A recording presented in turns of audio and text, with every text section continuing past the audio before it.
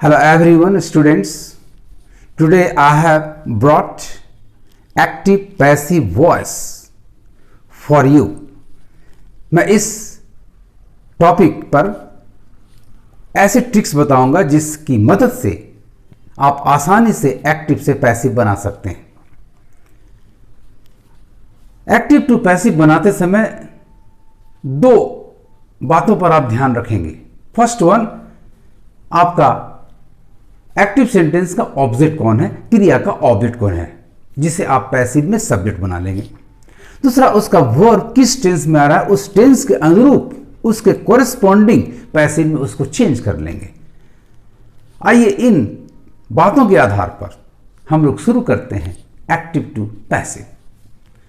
First question आपका है, it is your duty to open the door. जब भी आपके पास पजेसिव प्लस ड्यूटी आ जाए, possessive plus verb, possessive plus responsibility, मतलब ये आपका काम है, तो उसके लिए आप पजेसिव को बना लें पैसिव सब्जेक्ट, और उस ड्यूटी या रिस्पॉन्सिबिलिटी या वर्क जो भी नाउन मिलता हो पजेसिव के साथ, उसे पैसिव वर्ब एक्सपेक्टेड या सपोज्ड में चेंज कर दें। यदि आपके सेंटेंस का टेंस प्रेजेंट है तो सपोज्ड या एक्सपेक्टेड के पहले verb to be, is, am, are को यूज कर लें। आइए, तो आपका टेंस प्रेजेंट है, आपने योर को बनाया यू, तो पैसिव शुरू करें। यू आर सपोज्ड और एक्सपेक्टेड, और उसके बाद जो बचा इन्फिनिटिव आदि उसे आप उतार लें। To open the door,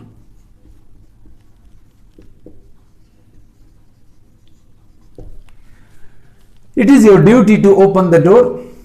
passive हुआ, यू आर सपोज्ड और expected to open the door. It is my duty to make tea, I am supposed और एक्सपेक्टेड टू मेक टी।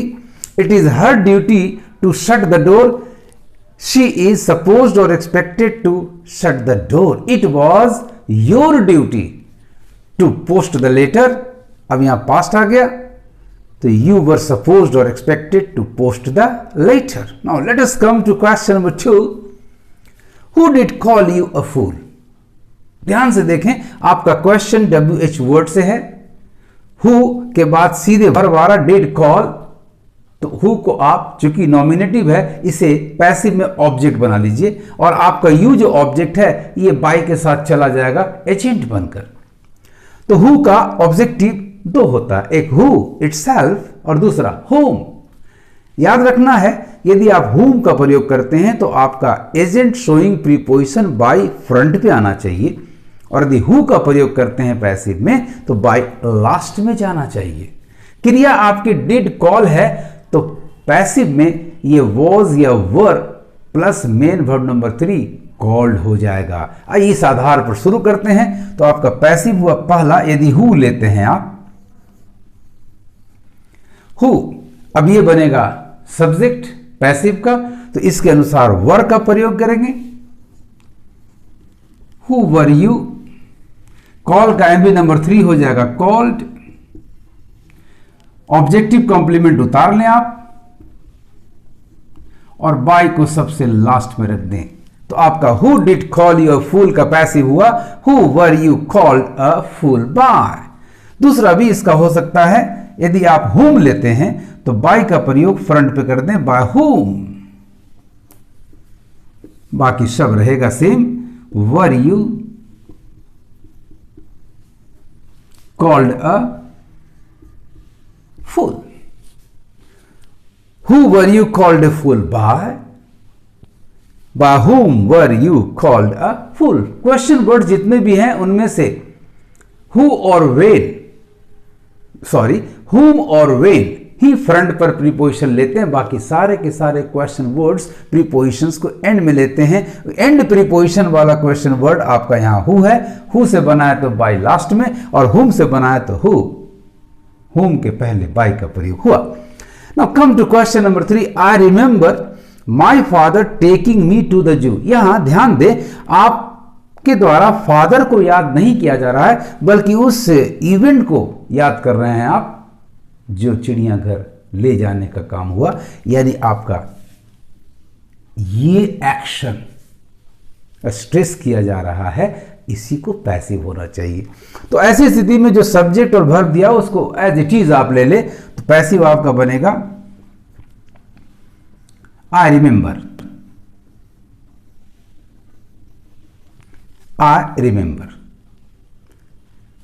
गौर से देखिए, मी आपका टेकिंग के बाद ऑब्जेक्ट है, इसे आप यहां ऑब्जेक्ट बना लें तो ये बन गया मी।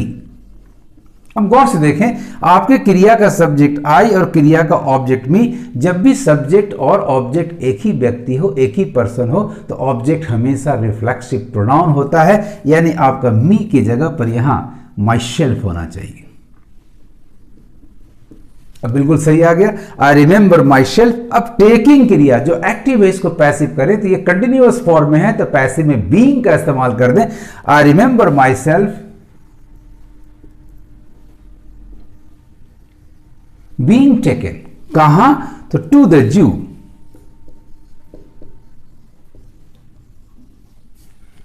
किन के द्वारा? तो माई फादर। अब इसे लास्ट में प्लेस कर दें।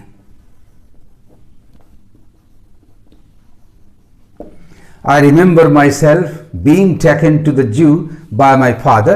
जब भी सब्जेक्ट और ऑब्जेक्ट एक ही व्यक्ति हो तो रिफ्लेक्सिव प्रोनाउन लाए। आप इस रिफ्लेक्सिव ऑब्जेक्ट को चाहें तो ओमिट भी कर सकते हैं, नो प्रॉब्लम, सीधे आपका पैसिव हो जाएगा।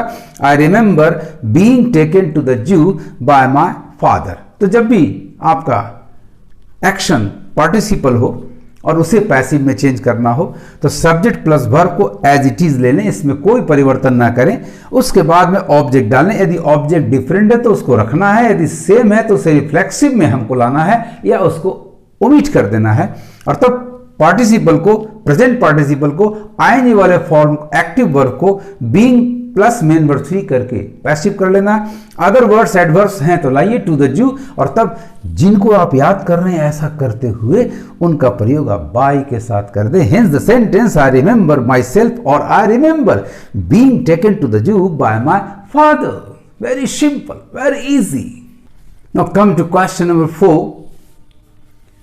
ही wanted me to sing a song.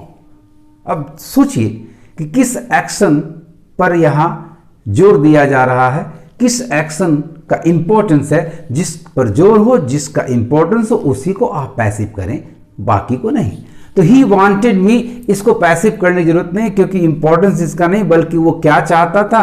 To sing a song, यानी आपकी क्रिया सिंगिंग जो है ये इंपॉर्टेंट है और पैसिव इसी का होना चाहिए। इन्फिनिटिव का पैसिव हमेशा बी लगाकर मेन वर्ब 3 करके बना देंगे, अर्थात टू बी संग। गौर से देखिए, वो चाहता क्या था? तो गाना का गाया जाना, यानी आपका ये जो ऑब्जेक्ट है इस मी को रिप्लेस करके उस स्थान पर आ जाएगा, यानी इन दोनों ऑब्जेक्ट्स में हम अदला बदली करेंगे।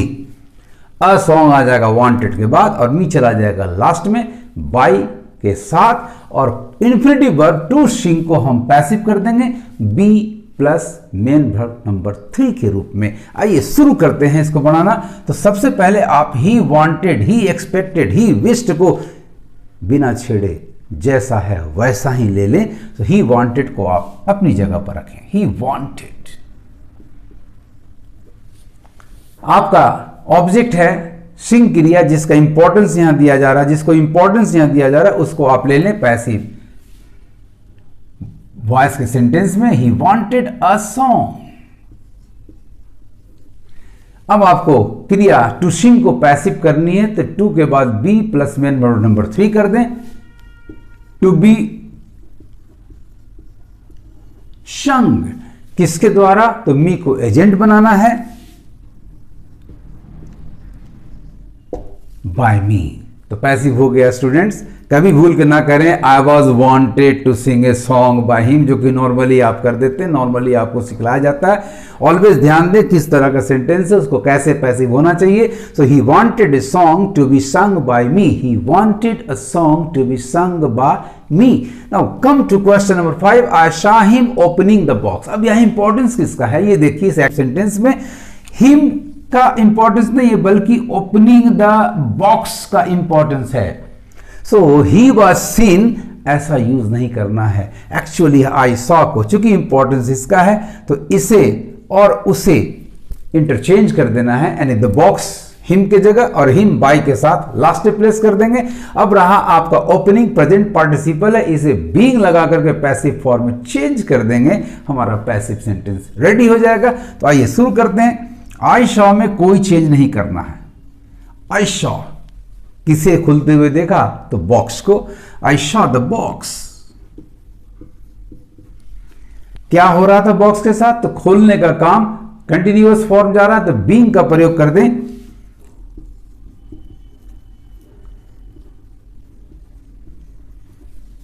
आई saw the box being opened, मैंने बक्से को खुलते हुए देखा। किसके द्वारा, कौन खोल रहा था, तो हिम। इसे आप प्लेस कर दें बाय के साथ, by him. I saw the box being opened by him. Come to question number 6. Shut the door at once. Shut the door क्रिया से स्टार्ट हो रहा है, ये आदेश दे रहा है, यानी इंपेरेटिव सेंटेंस यानी कमांड है, और कमांड के पैसिव में शुरुआत हमेशा लेट से करेंगे। लेट के बाद आपका जो एक्टिव का ऑब्जेक्ट है, यहां द डोर है, लेट के बाद द डोर लाए, और फिर जो क्रिया है मेन वर्ब 1 बेयर इन्फिनिटिव, उसे आप बी लगाकर पैसिव कर दें, बाकी चीज को अपनी जगह रखें। तो आइए शुरुआत करते हैं। चूंकि कमांड है तो सबसे पहला वर्ब हमारा मॉडल वर्ब लेट होगा। लेट के बाद ऑब्जेक्ट लाएं, चलिए आ गया लेट द डोर। अब शट क्रिया को पैसिव करें, बी लगा दे, लेट के साथ be plus main verb number 3, be shut कब एट वंस, इसे प्लेस कर दें। So students, shut the door at once का पैसिव हुआ let the door be shut at once. Let the door be shut at once. Now let us come to question number 7।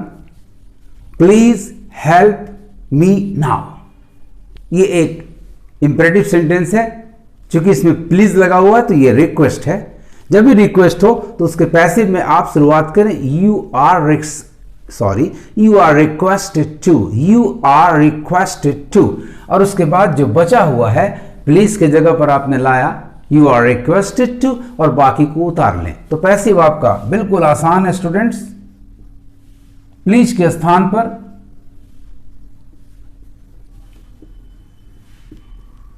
You are requested to, और जो बचा help me now, उसको आप write down कर लें।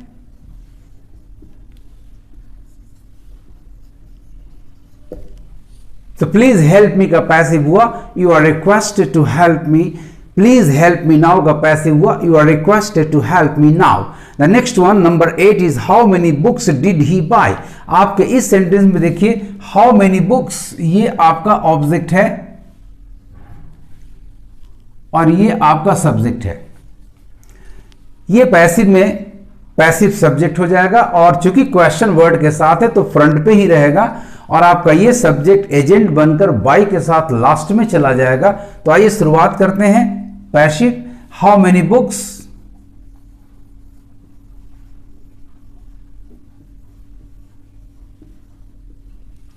आपकी क्रिया डिड बाय पास्ट इंडेफिनिट है, तो पैसिव में वॉज या वर होगा। पैसिव सब्जेक्ट आपका बुक्स नाउन है, ये प्लूरल है, अतः वर का प्रयोग होगा how many books were.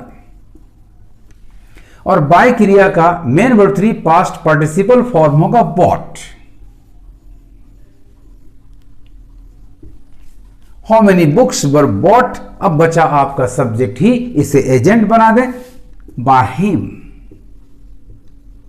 Question mark. So how many books did he buy, how many books were bought by him, how many books were bought by him. Come to question number 9. The police arrested him. The police arrested him.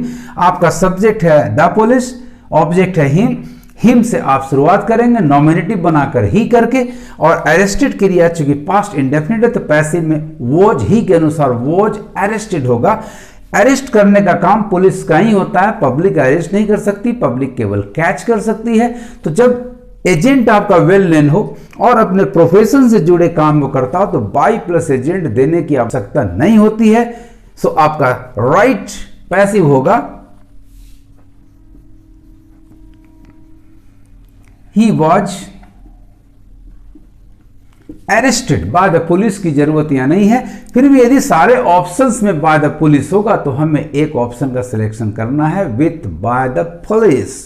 But यदि पूछा जाए correction तो he was arrested by the police आपका एक wrong sentence होगा, क्योंकि arresting is done only by the police. So right correct appropriate passive हुआ the police arrested him, sentence का he was arrested. Now come to question number 10, someone called her a fool, आपका object है her, ये बन जाएगा passive subject. A fool objective complement है तो अपनी जगह पर बना रहेगा।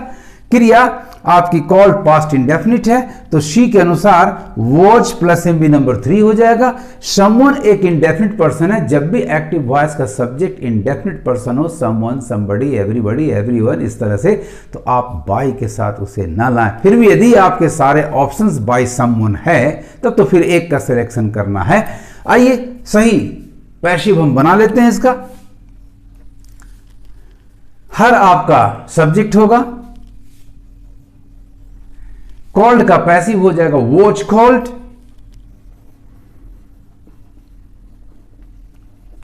ऑब्जेक्टिव कॉम्प्लीमेंट आपका जो बचा अ फूल उसको आप ले लें।